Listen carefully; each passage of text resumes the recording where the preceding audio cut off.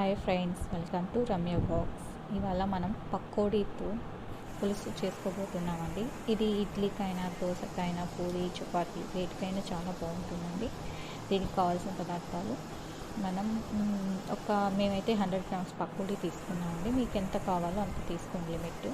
తర్వాత దీనికి కావాల్సింది 2 సైజ్ లిమిట్గా తీసుకోవచ్చు. టమోటాలు వచ్చి 2 మీడియం సైజ్ తీసుకోండి. ఆనియన్స్, తర్వాత పచ్చిమిర్చి, కరివేపాకు, కొత్తిమీర, సోంపు అండి. ఇవన్నీ పట్టి మిక్సీ పట్టేసుకోండి.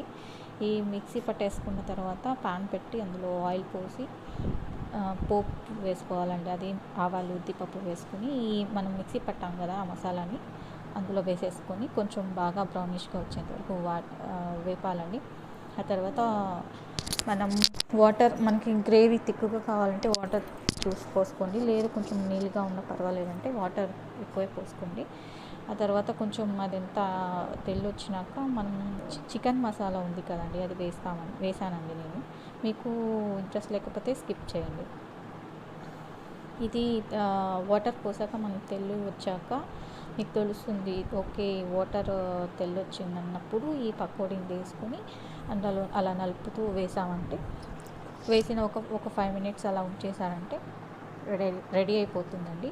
మీరు మీ గ్రేవీ థిక్గా కావాలంటే వాటర్ చూసి పోసుకోండి. ఓకే ఫ్రెండ్స్, నా వీడియో నచ్చినట్లయితే ప్లీజ్ లైక్ అండ్ సబ్స్క్రైబ్ చేయండి. నేను చేసిన ఈ పకోడీ పులుసు మీరు ట్రై చేసి ఎలా ఉందో కామెంట్ బాక్స్లో కామెంట్ చేయండి ఫ్రెండ్స్. ప్లీజ్ సబ్స్క్రైబ్ చేయడం మర్చిపోకండి. ఇలాంటి మరిన్ని వీడియోలు చేస్తానండి కుకింగ్ సంబంధించి రిలేటెడ్. మీరందరూ చూసి తప్పకుండా ట్రై చేస్తారని కోరుకుంటున్నాం. Bye friends.